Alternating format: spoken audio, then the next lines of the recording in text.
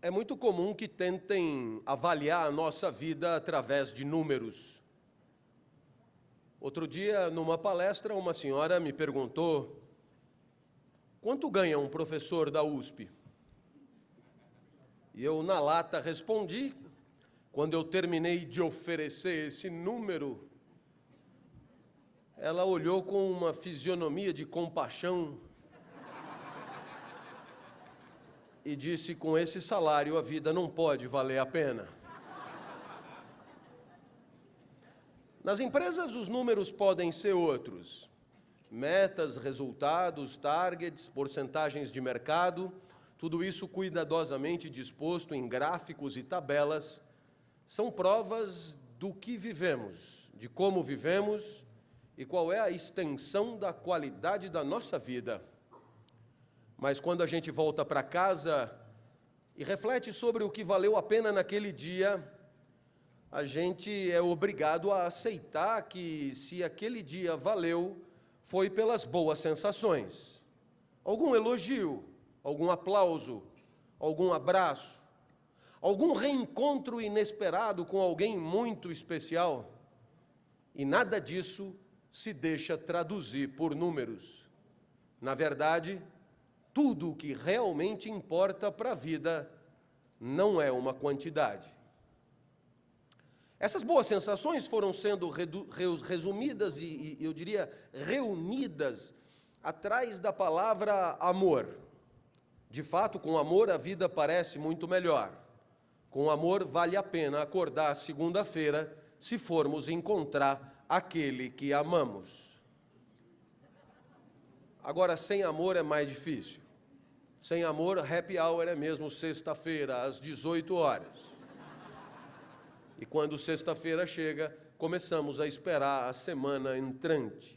Sem amor, torcemos para a vida ir passando. Sem amor é cinzento e sem graça. Se amor é o que confere colorido à vida, nada melhor do que tentar identificar do que se trata, a que sensação corresponde. E não há muita clareza, temos que admitir. Quando você acorda num dia frio e acerta a canela na quina da cama, você sente dor e sabe o que é dor. No dentista, você sabe o que está acontecendo. Agora, se alguém pergunta: você está amando? Sim. E o que sente? Quando alguém chega para você e diz: eu te amo, interpele. A que você se refere? Do que está falando? A que sentimento corresponde? Bem, a história do pensamento é cheia de respostas sobre o amor. Eu vou partir de 3 respostas, de 3 grandes pensadores, 3 grandes mestres espirituais. Não que não haja outras, mas essas são muito importantes. A primeira é a de Platão. Platão, você sabe, é o mais influente pensador de toda a história. Platão é o pai fundador da filosofia. E você sabe que Platão falou de amor. Por quê? Porque você já ouviu a expressão amor platônico. Na sequência, Aristóteles, pai fundador da ciência, pai fundador da nossa maneira de investigar. E, em último lugar, Cristo, que é pai fundador da nossa cultura e da nossa civilização, e Deus para muitos de nós. Platão, Aristóteles e Cristo. Ora, Platão define o amor num de seus diálogos. Ele escreveu 35. E nesses diálogos Platão filosofava, quase sempre colocando a tese que ele considera justa na boca de uma personagem, Sócrates. E no banquete, diálogo sobre o amor, não é diferente. Platão deixa todo mundo falar e no final fala Sócrates. E Sócrates vai definir o amor no banquete, definição que atravessa os séculos. Claro que Platão jamais usou a palavra amor. Não falava português.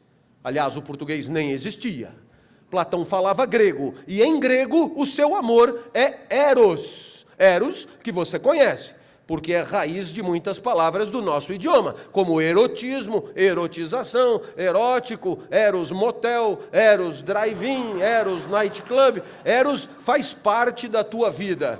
Então, eros o que é? A definição é simples: amar é desejar, ponto. Viu? Nada de dramático. Amor e desejo são a mesma coisa. Você ama aquilo que deseja. Você ama aquele que deseja. Você ama na intensidade que deseja.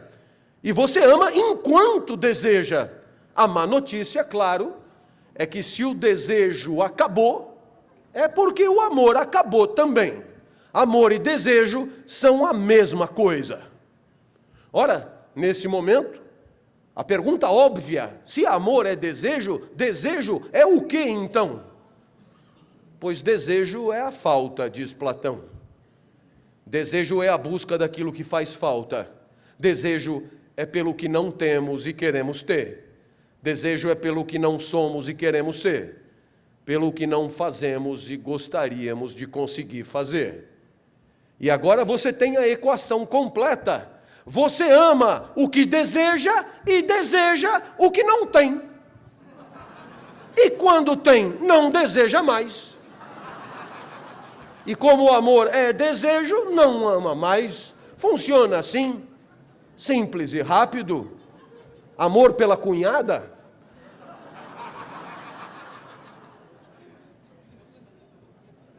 E é claro que dentro deste olhar platônico, o único homem do Brasil a não amar Juliana Paz é seu marido. Exemplos vão ao infinito. Minha filha mais nova se chama Natália, tem 11 anos. Quando tinha 7 anos, porque queria um brinquedinho eletrônico chamado DS. Queria porque queria, desejava, e como desejo é amor, amava o DS. O DS na loja, ela na vitrine, e assim, uma relação de amor se estendeu até o Natal, quando Natália, de tanto merecer, ganhou o DS. Nesse momento, desaparece a falta. Desaparecendo a falta, desaparece o desejo. E como o amor é desejo, acaba ali, naquele instante, o amor de Natália pelo DS. Hoje o DS jaz num baú de desejos assassinados pela presença, num baú de desejos mortos pelo consumo. Hoje Natália ama o DSi. O I ela não tem. E a julgar pelos salários de professor da USP, claro, o amor de Natália pelo DSi permanecerá vivo, erótico, vibrante, cada um de um lado do vidro da vitrine. Graças à universidade, a minha família é cheia de gente que ama tudo que vê.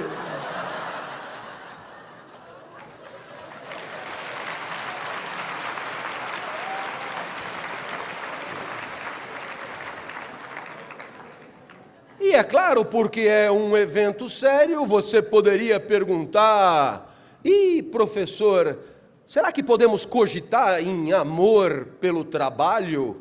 Eros pelo trabalho? Claro. No desemprego, por exemplo. No desemprego trabalhar é tudo de bom. Aliás, eu acho que só no desemprego trabalhar é tudo de bom. Quando você está desempregado, nossa, como seria bom trabalhar. Quando você está desempregado, o trabalho enobrece o homem. Quando você está desempregado, você quer porque quer um emprego, e como o mundo nem sempre é tão cruel, tem um dia que você consegue um emprego. E agora você tem trabalho até as tampas. E ninguém pode desejar o que tem até as tampas. Agora o que você deseja é o que agora faz falta.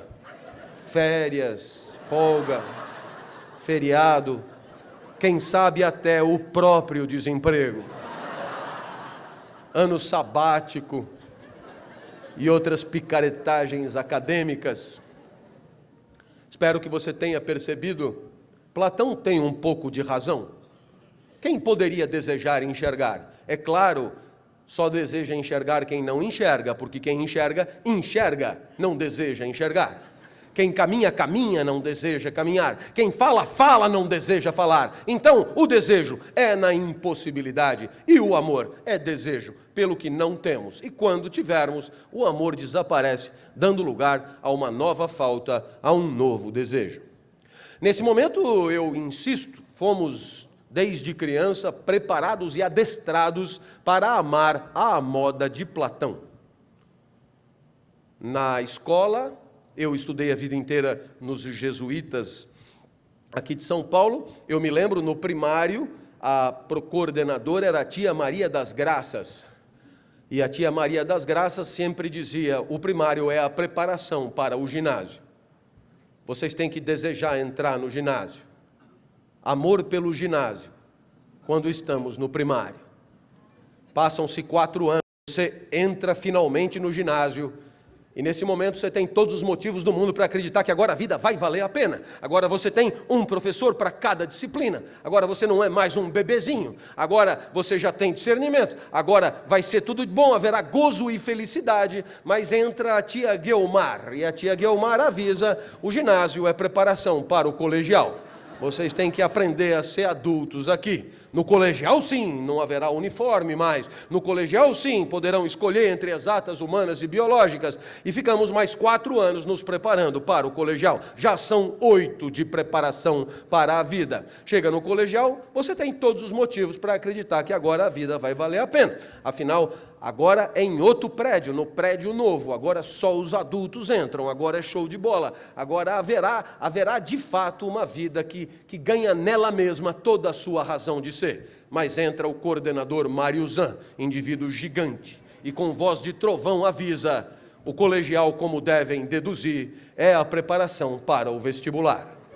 Você então entra na faculdade, e quando entra na faculdade tem todos os motivos do mundo para acreditar que agora é do caralho, agora é show de bola, agora é nós, velho, agora ninguém segura, ainda mais dependendo do curso que você for fazer, desses cursos tipo comunicação, direito, filosofia, coisa meia boca, dá para fazer as 3 ao mesmo tempo e você ainda se diverte, é show de bola. Então você pega e diz: agora vai ser incrível. Mas aí você começa a andar pelos corredores da faculdade e você vê lá estágio disso, estágio daquilo, estágio na Unilever, estágio na Nestlé, estágio na Oi, estágio na Vivo, estágio na coisa, e alguém já buzina no teu ouvido: malandro, eu, se fosse você, arrumava um estágio agora mesmo, porque aqui você não vai aprender porra nenhuma. Se você não entrar logo no mercado de trabalho, você está fudido, ninguém mais vai te contratar. Você tem que entrar no mercado de trabalho, faça um estágio imediatamente, e aí você vai que nem um doido atrás de um estágio, e tem o dia que você consegue o estágio. Nesse dia você diz: agora ninguém me segura. Já são muitos anos esperando, mais de 12, agora vai. Você chega no primeiro dia do estágio, alguém olha para você e diz: sabe o que é? Estagiário.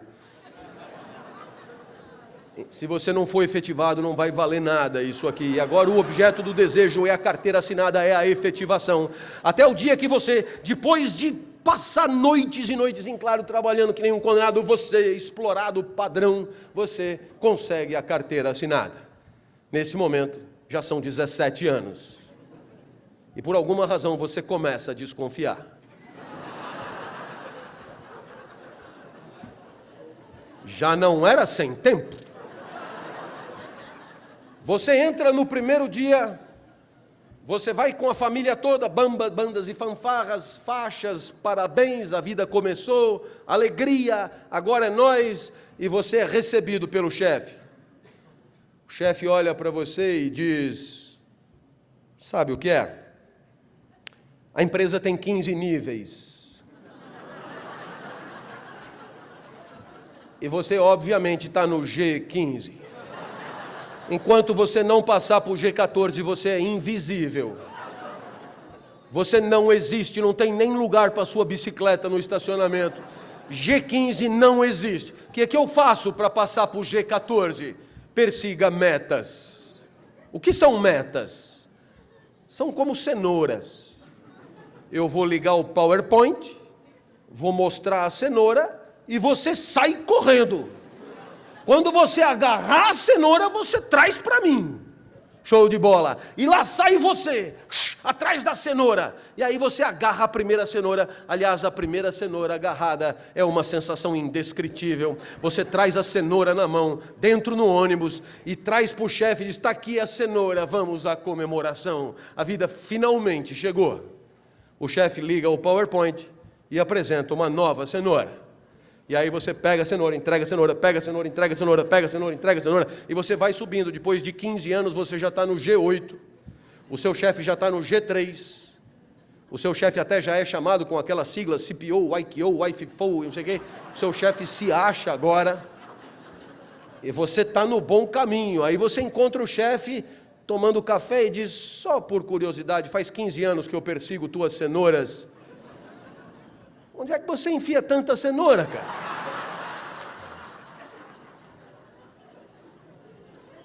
Vai ter um dia que vão fazer uma festa para você. Quando fizerem uma festa para você, você já dançou. Vão fazer uma placa também. Obrigado, perseguidor de cenouras. Foram 30 anos de dedicação e suor. Foram 30 anos em que as cenouras canalizaram toda a tua energia. Parabéns, muito obrigado, mas vamos substituir você por alguém mais jovem e mais iludido. E aí você começa a dizer coisas como: quando eu me aposentar, aí sim a vida vai valer a pena. Mas já está chegando no fim. Você vai comprar uma Kombi, uma casa em Serra Negra. E quando você tiver com 80 anos, com a família chorando em volta nas últimas, ainda é possível que chamem alguém vestido diferente, com um olhar sombrio, e disse: nada de tristeza, porque o melhor ainda está por vir.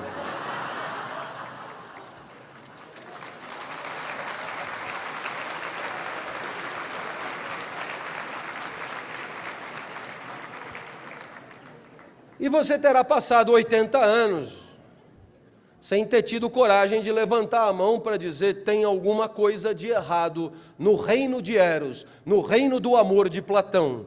Tem alguma coisa de errado porque essa vida é um saco sem fundo. Não tem saco para tanta cenoura. Sempre haverá o que falta, e o que faz falta no mundo do consumo é a mesma coisa.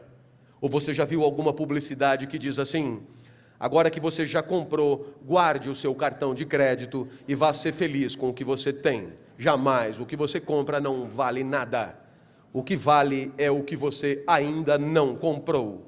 Platão é triunfal. E o capitalismo aplaude o amor de Platão, porque é movido pelo que falta. Do lado da produção, o lucro ainda não alcançado. Do lado do consumo, os bens que ainda faltam ser adquiridos. E qual é a promessa da sociedade capitalista? Sempre haverá o que você não tem ainda, para que você possa se deixar guiar por essa estrela guia, que é a falta, a frustração e a perseguição do que você nunca conseguirá alcançar. Claro que nesse momento Aristóteles levanta a mão e diz: eu acho que amor não pode ser só isso. E Aristóteles vai propor uma segunda definição de amor, e essa segunda definição de amor é completamente diferente da de Platão. Porque não é desejo pelo que falta, é alegria pelo que não falta mais. E esse amor Aristóteles vai batizar de filia com PH. Filia, que você encontra em filosofia, que não passa de amor pela sabedoria. A alegria que sentimos quando aprendemos o que não sabíamos, quando pensamos o que não tínhamos pensado. E esse amor pela presença, pelo encontro, por aquilo que já é nosso, é o amor aristotélico, que nada tem a ver com o de Platão. E é claro, o amor de Aristóteles é pelo carro que você já tem e não o da concessionária. O amor de Aristóteles é pelos alunos que já são os teus e não os que você gostaria de ter. O amor de Aristóteles é pela faculdade aonde você dá aula e não aonde você gostaria de trabalhar. O amor de Aristóteles é assim, pelo filho que é o teu e não o da tua irmã. Sempre o amor de Aristóteles é pelo mundo como ele é, uma reconciliação com o real, uma reconciliação com o mundo, quando o mundo alegra, quando o mundo faz bem. Claro, o mundo nem sempre alegra, por isso não amamos tudo que está em nossa volta. Nesse momento você teria todo o direito de perguntar: se desejo amor de Platão. É a busca do que faz falta, alegria, o que é? A definição que vos proponho não é de Aristóteles, é uma posterior, mas é melhor e vai nos ajudar demais. Alegria, anotem, alegria é a passagem para um estado mais potente do próprio ser. Eu vou repetir para você degustar. Alegria é a passagem para um estado mais potente do próprio ser. Nesse momento você diz, não adianta repetir. Eu não entendi mesmo. Não sou surdo. O problema é de repertório, não é auditivo. Então, venha comigo. Venha comigo.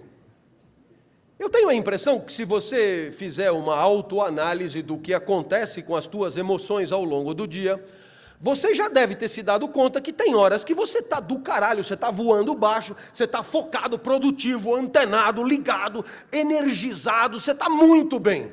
E tem horas, pelo contrário, que você está borocochô, está indisposto, está doente. Então, de duas coisas você já se deu conta. A primeira, tem uma energia que te anima. A segunda, essa energia oscila. Muito bem? Essa energia, cada pensador chama de um jeito. Lá, entre os romanos, o primeiro a falar dessa energia vital é Lucrécio, em De Rerum Natura.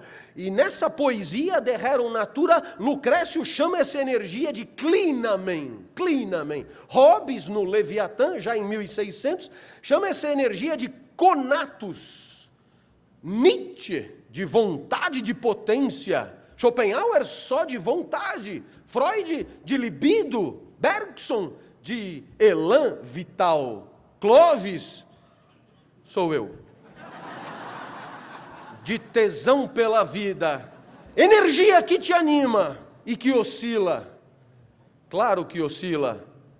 E Spinoza, o autor da definição de alegria, chama essa energia de potência de agir. Não esqueça mais, potência de agir. O que de mais importante há em você? Potência de agir. E é claro, a alegria é a passagem para um estado mais potente do próprio ser. Eu, quando acordo, 5 da manhã, acordo muito mal. É um esforço imenso sair da cama. Tem gente que já acorda cantando. Costumo dizer que são pessoas demoníacas e é preciso se livrar delas. Uma pessoa normal não pode acordar cantando. Se alguém acorda cantando do teu lado, ela está sendo conduzida por forças negras do mal, terríveis.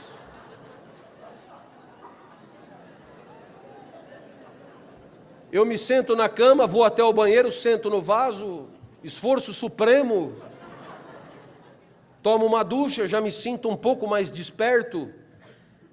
Aí eu me visto, tomo um café, já estou um pouco melhor, saio 6h30 de casa. Eu moro na rua Itacolomi, esquina com a Higienópolis. E eu adoro o meu bairro, adoro o meu bairro. Então eu me sinto bem saindo e vendo a Avenida Higienópolis, por onde eu passo, eu gosto dali. Não saio dali nunca mais, e aí é esse o problema, eu me sinto bem ali e não tem trânsito 6h30.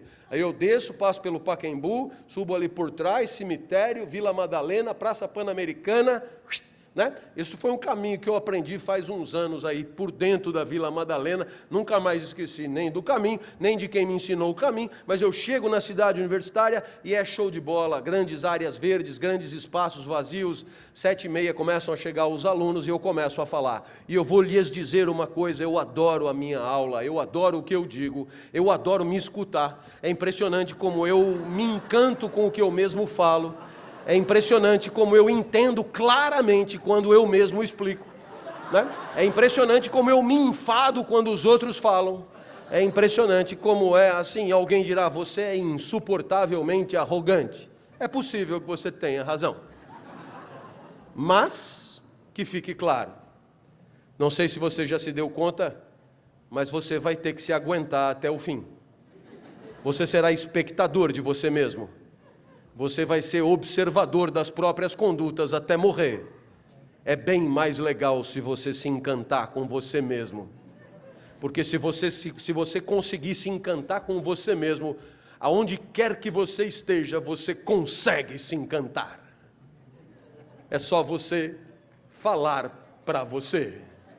Sabe, É fácil, vamos imaginar que você esteja no aeroporto Santos Dumont esperando para pegar o avião, sozinho, cena medonha, né? Não sabe se vai chover, se não vai chover, etc, etc, etc. Se você precisa, para se alegrar, de uma champanhe Veuve Clicquot 68, rosé, servida por não sei quem, etc, tal, você está fudido, não vai ter isso ali.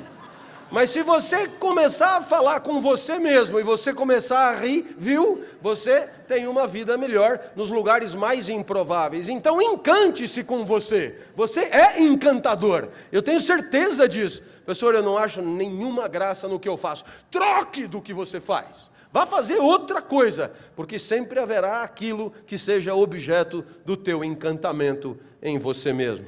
E aí é bem legal, às 10 horas da manhã eu estou em cima da mesa gritando e você perguntará, o que aconteceu entre 5 e 10 da manhã? Resposta, alegria. Passagem para um estado mais potente do próprio ser. E por que eu digo do próprio ser? Por que Spinoza diz do próprio ser?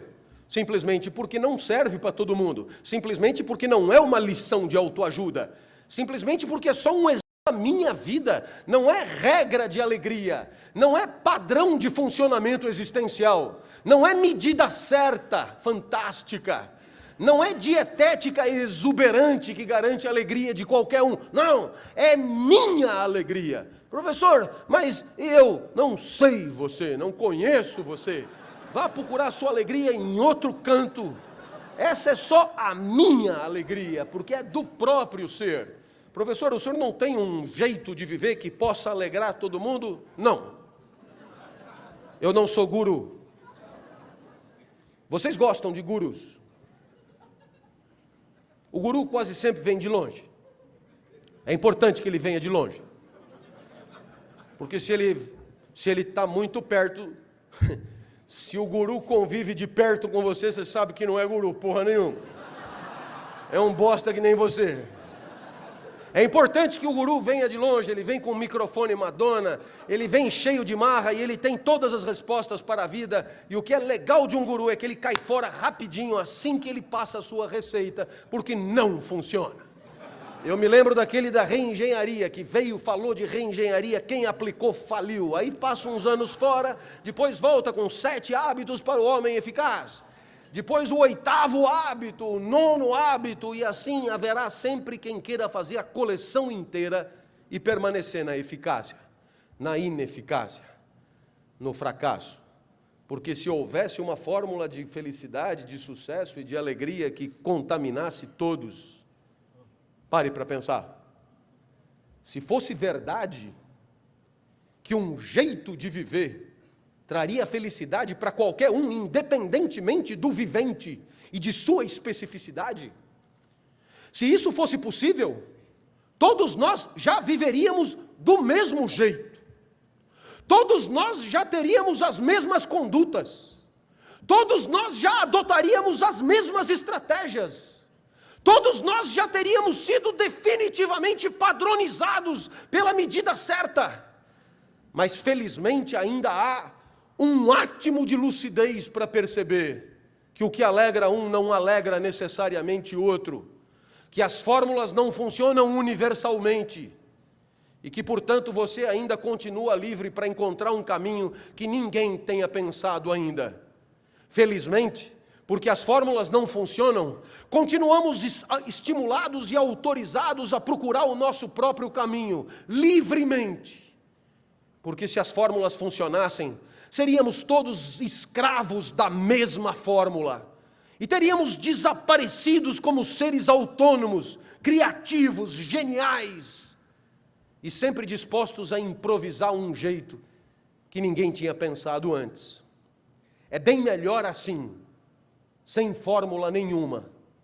Nem para todos e nem para você. Como assim, nem para mim? Claro! Ou você acha que toda aula para mim é alegre, basta o aluno não prestar atenção e me desconsiderar e eu já entristeço. Porque tristeza é isso, queda de potência, passagem para um estado menos potente do próprio ser. Basta a secretária do departamento entrar a porta adentro, mulher medonha, E ela diz: os outros professores estão reclamando que o senhor grita muito. E eu te pergunto, para onde vai a minha potência? Para o saco, diz um aluno. E eu respondo: antes tivesse ido para o saco, meu amigo, excelente lugar para ter potência. A potência desaparece mesmo, é a tristeza. A secretária entristece, por isso eu tento driblá-la. Mas eu só tento, porque ela se interpõe. O mundo é assim, infinitamente competente para te entristecer. E a gente tenta driblar aquilo que a gente acha que vai entristecer. A gente tenta encontrar aquilo que a gente acha que vai alegrar. Mas como a gente nem sempre acerta e o mundo é criativo, a tristeza é ultra preponderante. A gente ama o que alegra, por que não amaria? Aristóteles tem razão. Amor é alegria, amor é pelo mundo, quando o mundo alegra. Agora você poderia nesse momento perguntar, professor, se Platão foi um grande mestre espiritual e diz que amor é desejo pelo que falta, e Aristóteles foi outro grande mestre espiritual e diz que amor é alegria pelo que não falta, qual dos dois tem razão? Com qual eu fico? O que é o amor? Quem errou? Ora, você não espera em sã consciência que eu tenha vindo para dizer quem tem razão entre Platão e Aristóteles. O máximo que eu posso fazer por você é sugerir que os dois têm razão. Afinal de contas, nada te impede de amar o que você não tem.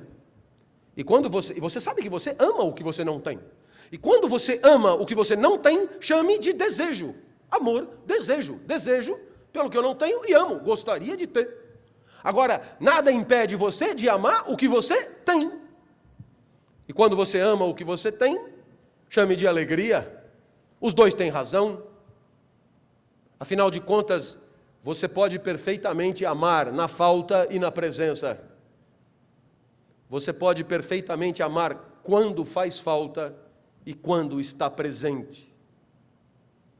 Eu espero que você tenha percebido que se Platão e Aristóteles têm razão, Platão está por toda parte, porque estamos o tempo inteiro indo atrás das metas e dos desejos e das coisas que não compramos e do iPad 38, mas a alegria não, a alegria falta, a alegria é rara. E eu tenho certeza que o grande desafio contemporâneo das empresas não é fomentar o eros, não é sangue no olho, faca no dente, vestir a camisa, atitude, proatividade e toda essa parafernália do jargão corporativo. O grande desafio é conseguir dar a isso um sentido. É conseguir dar ao eros uma direção, um significado. E é claro, a alegria é sempre o sentido do desejo. A alegria é o sentido do desejo porque é para onde o desejo deve levar. Portanto, o sentido no sentido de direção. E a alegria também é o significado do desejo. Porque é a alegria que permite interpretar o esforço que fazemos para ir atrás do que faz falta. Sem a perspectiva da alegria, o desejo pelo desejo gira em falso. É mesmo um saco sem fundo, sem nenhum sentido. Por isso o grande desafio é esse. É traduzir desejo em alegria. É mostrar que desejo e alegria fazem uma boa dobradinha, mas que sem a possibilidade de vislumbrar a alegria, a busca do que falta é insana, alienada, demencial, cruel, exploratória.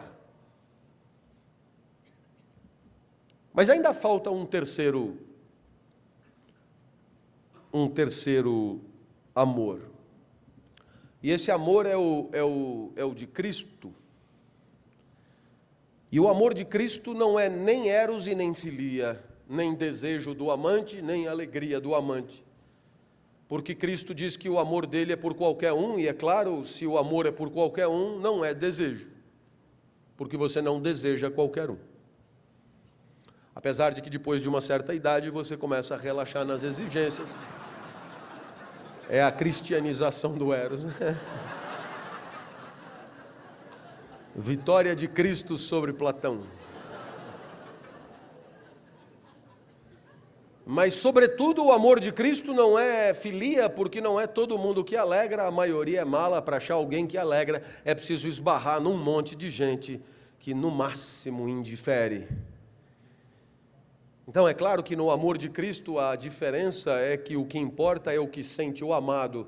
No amor de Cristo, como diz Tomás de Aquino na Suma Teológica, o eixo de gravidade da relação amorosa se desloca para o amado. No amor de Cristo, o que importa é o que o amado sente, e o amante fará tudo para que o amado sinta o melhor possível. No amor de Cristo, o amante recua para que o amado se agigante em potência. No amor de Cristo, o amante se apequena para que o amado triunfe. No amor de Cristo, o amante passa a noite em claro para que o amado repouse. No amor de Cristo, o amante, enfim, se esforçará, se curvará, para que o amado possa ver o mais longe possível. Ora, nesse momento você deve estar me olhando, e deve estar me olhando com estranheza, porque no mundo competitivo das nossas vidas profissionais, isso não parece ser muito comum. Afinal de contas, o que é que você aprende a dizer para que te respeitem? Você aprende a dizer que você entra para rachar. Você entra com sangue no olho para quebrar o adversário. Você entra e você não recuará ante nenhum pretexto. Você entra para dizer que você é foda e você ganha de qualquer jeito. E é claro que nada disso parece combinar muito com o amor de Cristo. Mas depois que você sai do mundo profissional, você tira o uniforme e você fica melhor, né? Você fica mais digno e começa a dizer coisas, digamos, menos toscas. Eu vou te dar exemplos da minha trajetória, e você encontrará na sua trajetória exemplos equivalentes, eu tenho certeza. Essa minha filha mais nova, Natália, que agora tem 11 anos, quando tinha 4, foi acometida de gravíssima enfermidade, síndrome de Kawasaki, uma doença esquisita no Brasil, muito distante, uma doença quase que exclusivamente oriental, é um vírus que só dá em crianças de 4 a 6 anos. E aí, a história é a seguinte: se você for comparar com a AIDS, tem duas diferenças fundamentais, uma para pior e outra para melhor. No que diz respeito ao pior, é que se o vírus desincuba, ele mata na hora. Não tem essa história de ficar protelando. Agora, se o vírus não desincuba, em 2 anos o vírus morre e a criança está curada. Então, minha filha foi diagnosticada, foi para o hospital, foi para a UTI para receber o mesmo coquetel da AIDS, é o mesmíssimo tratamento. E eu vi a minha filha ali entubada na UTI, e eu disse para mim mesmo, sempre na expectativa de que alguém possa interagir com a minha mente, expectativa que a gente tem quando está sofrendo, e a gente diz, por que não troca? Troca, eu fico no lugar. E se você acha que eu sou grande demais, ponha 20 desses bichos em mim e liberta a menina. E ali eu percebi que a vida da minha filha valia para mim 20 vezes mais do que a minha própria vida. E isso é amor de Cristo, que como não é eros e nem filia, ele precisou encontrar um outro nome em grego e encontrou o nome ágape. É quando você recua porque o outro é muito importante. E você deve estar pensando que filho pequeno é assim mesmo. Mas se você se lembrar da Boate Kiss em Santa Maria, teve gente que conseguiu se salvar. E depois de ter se salvado, voltou para dentro da boate para tentar salvar mais gente. Alguns, pessoas que conheciam. Outros, qualquer um que encontrasse. Esse qualquer um que encontrasse é aquilo que Cristo chama de o próximo. Pessoas que tentaram salvar e não se salvaram pela segunda vez. Porque a ágape está em todo lugar. Por onde você encontrar sofrimento, encontrará gente disposta a diminuir o sofrimento do outro. Assim também foi na serra do interior do estado do Rio de Janeiro, quando teve desmoronamento e você assistiu pela televisão, gente se atirando na terra desmoronada para tentar salvar gente. E para desdramatizar um pouco, bem, minha filha completou 11 anos agora, esperamos que esteja tudo bem. E quando ela fez aniversário, ela me pediu, papai, eu queria comemorar o meu aniversário em casa, posso convidar os meus amigos para conhecer a minha casa? A minha filha tira de mim o que ela quiser. Sempre haverá um pedagogo para dizer que é preciso impor limites. Eu costumo dizer, vá impor limites no seu curral e me deixe em paz. Traga quem você quiser. Vieram 39. Subiram todos no mesmo elevador, passaram pela porta no mesmo instante. E eu me lembrei naquele momento de uma poetisa búlgara, cujo refrão é bem legal: criança pequena é como água, ocupa todos os espaços. Eu então me tranquei no quarto, mas a poetisa tem razão, todos os espaços. Papai, queremos brincar aí também. Minha filha, para onde você quer que eu vá? Você não gosta tanto da padaria? Vá para a padaria, a gente te chama. E aqui eu queria que você pensasse comigo, se só Platão tivesse razão e amor fosse só busca do que me faz falta, o que me fazia falta ali era o silêncio, eu punha todo mundo para fora em nome do meu amor, do meu eros pelo silêncio. Se só Aristóteles tivesse razão e a única coisa que valesse fosse a minha alegria, talvez eu também pusesse todo mundo para fora, que eu já não aguentava mais aquela gritaria. Mas como aqui quem tem razão é Cristo, eu fui para a padaria e lá esperei umas 3 horas, ser autorizado a voltar. Padaria que só vende pão, não é cervejinha, né? Pão é bom, é muito bom, mas depois de um certo momento fica meio repetitivo. Eu espero que você tenha se dado conta de que esse amor está por todas as partes. Por exemplo, quando às quintas-feiras eu estou lá na Escola de Comunicações e Artes com os meus alunos e vamos até às 11 horas, eu sempre tenho a expectativa de produzir no meu aluno a alegria de entender o que não tinha entendido. É uma alegria tipicamente escolar. É uma alegria que todos sentimos quando alargamos o nosso repertório. É uma alegria que todos sentimos quando percebemos que passamos a pensar melhor. E isso faz bem a qualquer um de nós. E eu me sinto ainda capaz de produzir essa alegria nos meus alunos. Então vamos até às 11. Às vezes sem necessidade. Às vezes com a escola já vazia. Mas ali o que conta é o amor pelo aluno. E quando o professor Paulo Freire, nosso mais importante intelectual, definiu o professor como sendo aquele que ama o aluno, é disso que ele está falando. O professor não é o que cumpre protocolos, o professor não é o que obtém títulos, o professor não é o que produz cientificamente, porque é possível ter protocolos, títulos e produção científica sem ser professor. O professor é aquele que precisa da alegria do aluno. E essa alegria não é qualquer alegria. É a alegria escolar de pensar melhor. É a alegria escolar de entender o que não tinha entendido. Coisa tão importante, sem a qual o professor não volta para casa, sem a qual o professor não se sente contemplado, não se sente realizado, porque a realização do professor está no sorriso do aluno que entende o que não tinha entendido, e ele tudo fará para isso.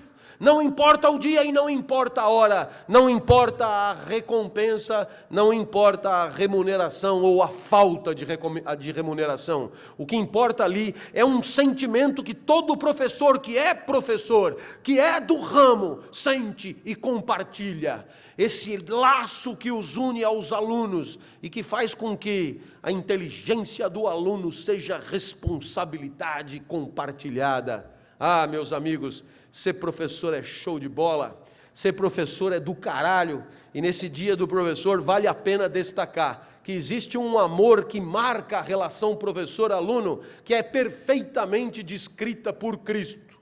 Aquela relação que o professor ensina, e depois ele vai embora. Ele vai embora e o aluno segue viagem sozinho, preparado que está para enfrentar a vida. Eu já te ensinei tudo o que eu sabia, agora é você com o mundo, siga em frente. Mesma sensação que temos quando nossos filhos vão fazer uma viagem ainda na infância ou na adolescência, mesma sensação que temos quando os nossos filhos vão fazer estágio fora, vão fazer intercâmbio, aquela sensação de não saber se de fato a nossa preparação foi suficiente para encarar um mundo que sabemos é invencível. Claro, se você me encontrar num bar da rua Aspicuelta e perguntar, professor, o que a vida tem que ter para ser boa, eu já te dei boa parte da resposta. Deseje o que você não tem, porque a vida dificilmente vai valer a pena na frustração e na derrota. Mas saiba que isso não basta. É preciso conseguir se alegrar com o que você tem. Mas saiba que isso também não basta.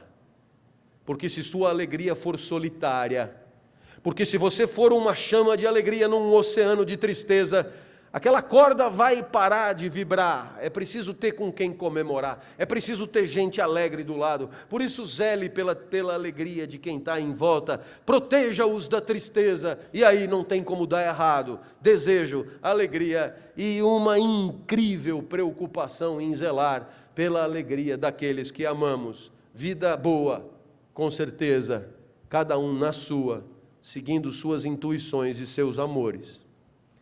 Agora, é claro, nem sempre amamos. O amor é escapadiço, o amor é resvaladiço, o amor acaba, o amor aparece sem que possamos controlar e vai embora para nosso desespero. E é por isso que a vida não pode ser completamente definida pelo amor. Porque temos que conviver com muito mais gente do que aqueles que amamos. Quem é que você ama? Junte aí os 3 amores. Desejo, alegria e preocupação. Junte os 3. Quem é que você ama? 5 pessoas? 10 pessoas?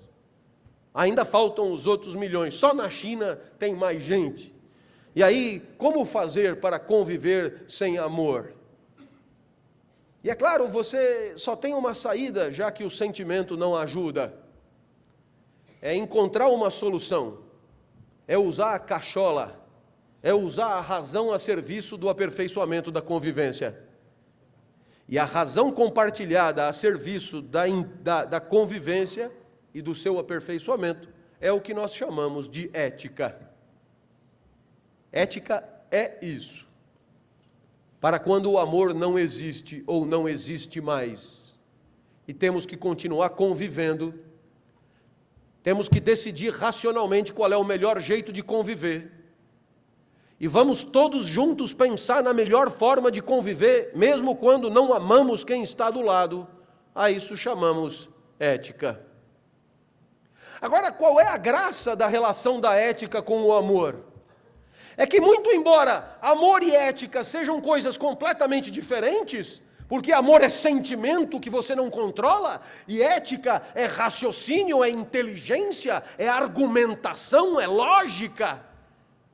O amor é a referência para a ética. Já que não ama, faça como se amasse. O amor é o modelo de comportamento que a inteligência do homem procura imitar para viver e conviver bem. Exemplo. Toda vez que eu viajo, eu trago para minha filha um presente. Como eu viajo todo dia, eu trago um presente todo dia, o que desperta ciúme em quem está perto. E outro dia a própria, puxa, como você é generoso com a Natália. E eu tive que explicar, não há aqui generosidade nenhuma. O que há é amor. E o que é generosidade? Generosidade é virtude moral. Generosidade é imitação do comportamento de quem ama.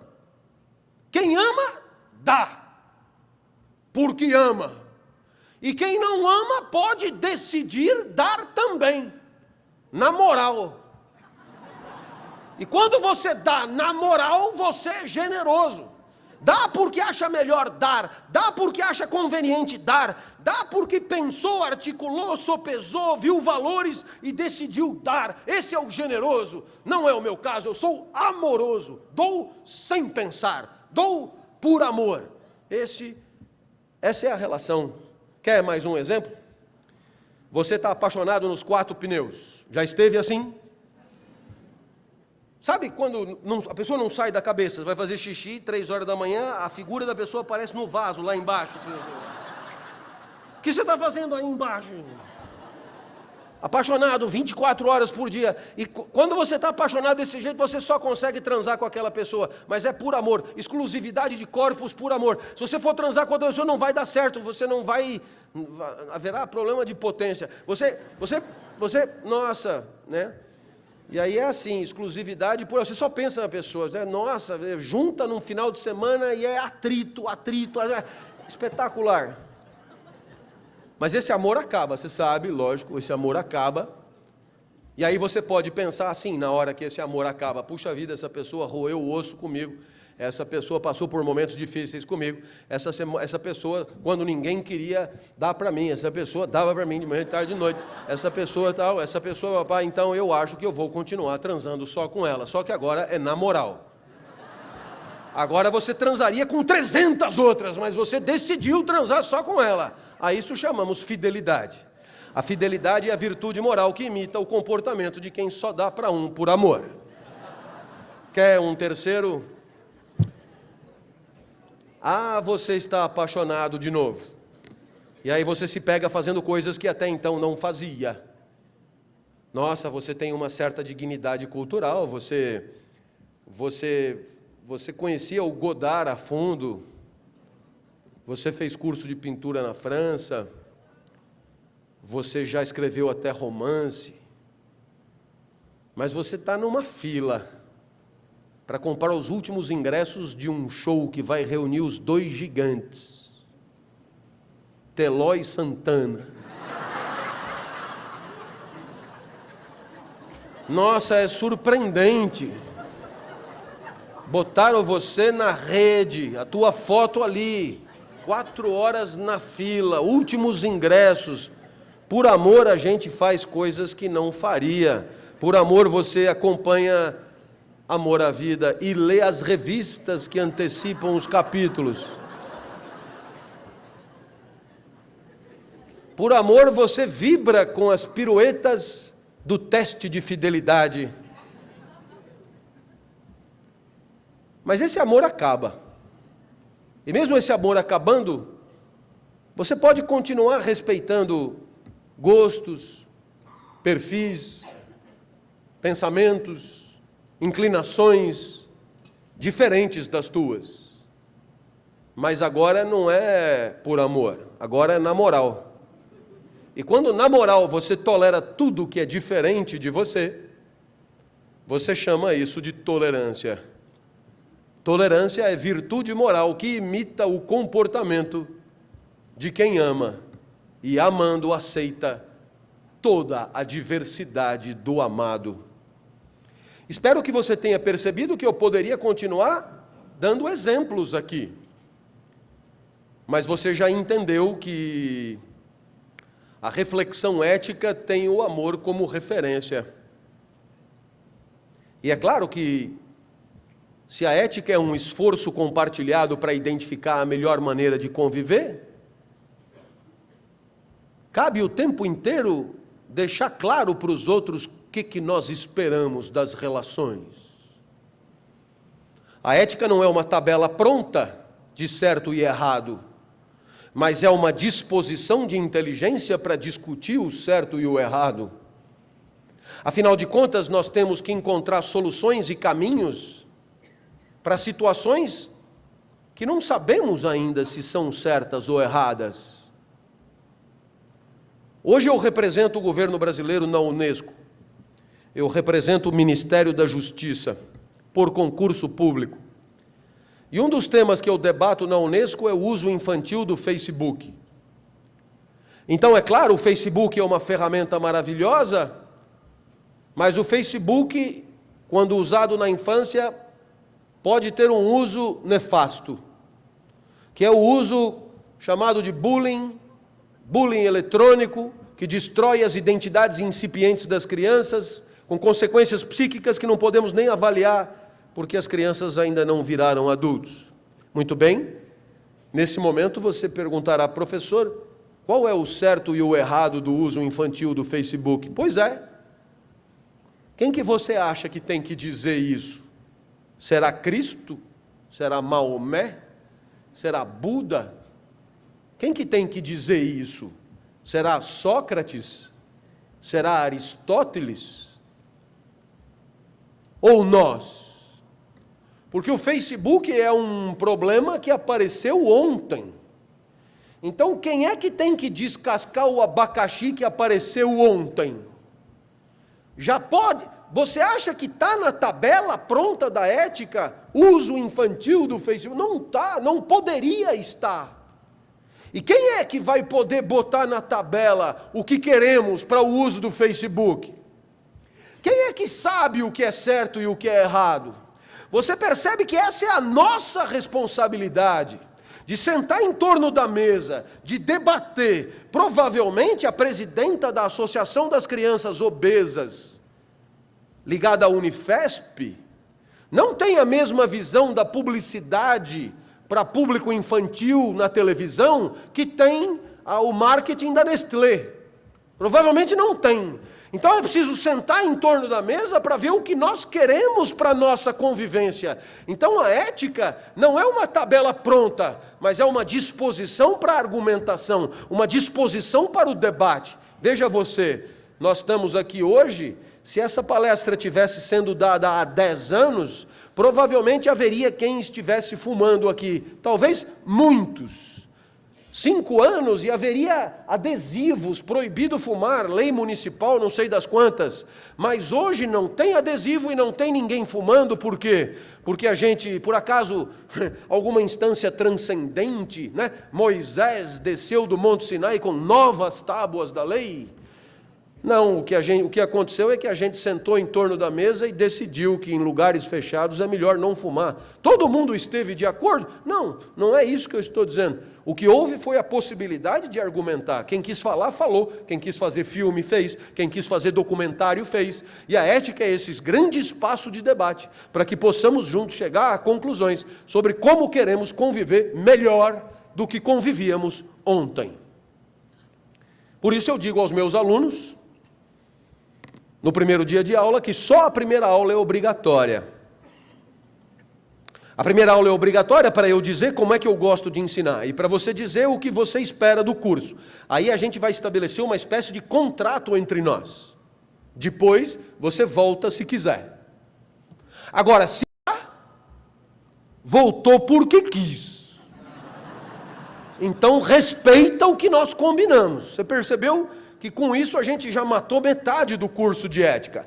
Liberdade para dizer como queremos conviver e respeito ao que foi combinado. Show de bola, a maioria volta, quase todo mundo volta. E alguns ainda trazem a mãe.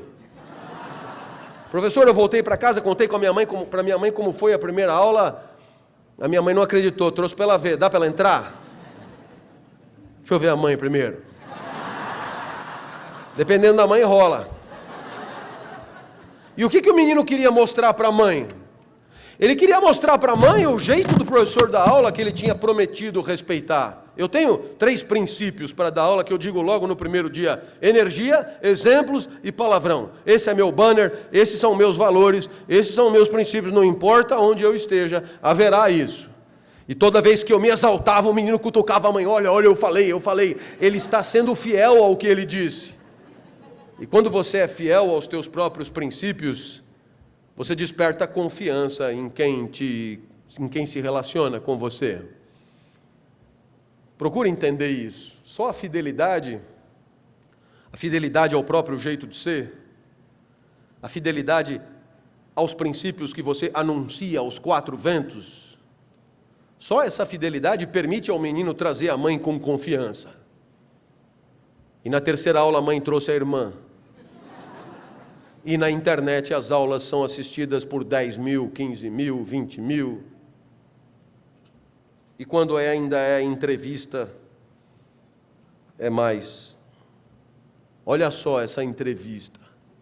Fidelidade aos próprios valores é quando as pessoas começam a acreditar que você é mesmo daquele jeito. Claro que a infidelidade é muito tentadora. Porque toda vez que você é fiel aos teus princípios, você perde oportunidades. E quais são as oportunidades? São aquelas que exigem de você que haja fora dos teus princípios. E como você hoje vale pelo que você vende, é normal que você não queira perder nenhuma oportunidade. E para não perder nenhuma oportunidade, é normal que você queira flexibilizar os teus princípios. É o que o livro Vendedor Pitbull chama de ética à la carte, moral líquida. valores customizados. A moral líquida é o melhor exemplo. Se o cliente for um copo, você cabe. Se o cliente for uma jarra, você cabe também. Você se adapta. E se alguém perguntar para você quais são teus princípios de vida, você diz: estou esperando o próximo cliente para ele me dizer. O problema é que se o cliente for corrupto, você cabe também. Sabe? Vamos fazer de tal maneira a não pagar os tributos desta negociação. Se o cliente for pedófilo, você cabe também. Porque como o foco é no resultado, o que importa é vender. E tudo aquilo que porventura atrapalhe a venda tem que ser flexibilizado. Mas aí há um enorme risco. Depois de vender para todo mundo e ser aplaudido, depois de ganhar prêmios, bônus e promoção, é possível que você volte para casa e não se lembre mais de quem você era, dos valores que você respeitava, daquilo que você achava importante. E aí você talvez faça uma trágica descoberta. Os princípios que você respeita são a tua própria identidade, a tua própria definição. Você quer ver? Vamos imaginar que eu esteja num bar da rua Aspicuelta, sozinho. Entra uma jovem apetecível. Eu vou até ela para começar um papo. Milagrosamente ela topa. E aí, é claro, ela quer saber quem eu sou. Você já parou para pensar que tipo de informação você oferece para dizer para o outro quem você é? Você poderia dizer: eu sou um espaço de mitoses e meioses. Não é mentira. Eu sou sangue que circula, neurônio que sinapseia, pulmão que respira, intestino que peristalta. Tudo isso é verdade, mas não é isso que a pessoa quer saber. Isso equivaleria a você falar da tua empresa e dizer que ela tem tantos departamentos, tantos andares, tantos funcionários. Não é isso que eu quero saber.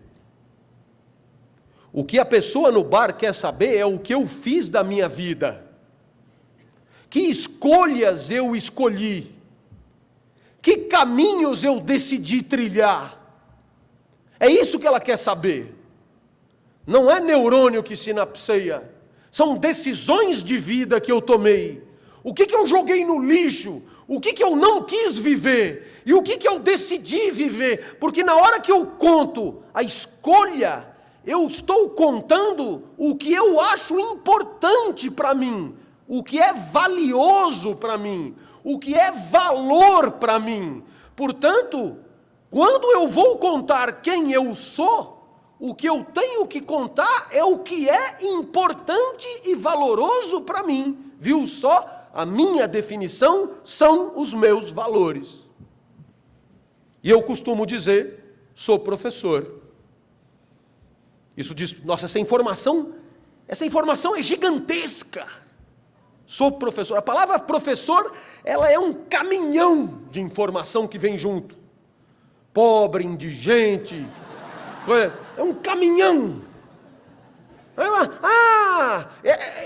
Costuma despertar ternura nas mulheres. E ternura é pena, claro. Professor do quê? De ética. Nossa, a ternura aumenta muito. Além de professor, é de uma porra que não serve para nada. Dá aula onde? Na USP. Nossa, essas 3 informações são fulminantes, eu não preciso dizer mais nada. A pessoa pensa: muito burro não deve ser, mas é duro.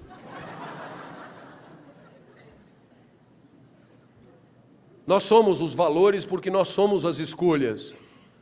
Nós somos a nossa estratégia de vida, nós somos a nossa política existencial. É isso que a gente conta para os outros, o que é importante para nós na vida, o que é importante para nós no mundo. Por isso, abrir mão dos valores é abrir mão da nossa definição, é abrir mão da nossa história, é abrir mão do que nos discrimina, é abrir mão do que nos diferencia, tornando impossível que possam saber quem somos, tornando impossível que possam confiar naqueles que não sabem quem somos. Por isso é tentador ser infiel, mas é importante que você pense que, sendo infiel a você mesmo, talvez esteja cavando a cova da própria desconfiança. Talvez seu negócio, essa capacidade que hoje você demonstrou para vender, você não consiga conservá-la amanhã. É o que vocês chamam de sustentabilidade do negócio. Respeito aos valores como condição da sustentabilidade do negócio. Uma senhora da Liga das Senhoras Católicas me ligou. Professor, eu sou sua aluna do programa de terceira idade, queria lhe convidar para dar uma palestra para nós. O senhor topa? Claro. Já quero avisar que vou cobrar caro os ingressos, mas o dinheiro vai todo para as crianças com câncer. O senhor topa? Claro. Só mais uma coisinha, não é nada pessoal, eu adoro o seu jeito. Mas eu tenho umas amigas mais idosas do que eu. Pensei, nossa.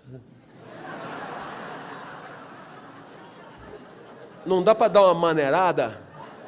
Não dá para dar uma maneirada na energia, nos exemplos, sobretudo nos palavrões? Não custa nada, pega leve. Não dá não, dona. Eu sou assim, ou eu vou com tudo, ou então eu não vou. Ir pela metade eu não consigo. E depois, pense em quem vai comprar os ingressos. É todo mundo que adora o senhor, vai bombar, o senhor vai ver. Será que essas pessoas esperam que eu dê uma maneirada? Não, elas esperam, eu acho que não. Elas querem que o senhor faça o que o senhor sempre faz. Então por que nós vamos traí-las? Avise aí suas amigas higienizadas. Se quiser ajudar as crianças com câncer, vai ser com caralho e tudo.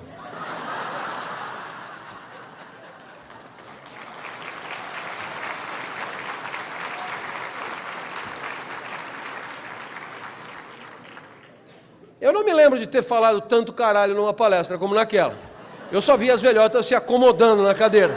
Mas depois do quinto caralho eu acho que encaixou, porque elas se afeiçoaram. Já pediram outra. Professor, nós só temos uma exigência. Não pode esquecer do caralho.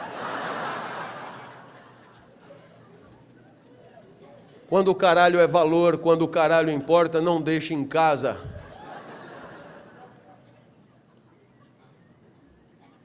E é claro, você deve estar pensando, professor, deixa eu ver se eu entendi bem.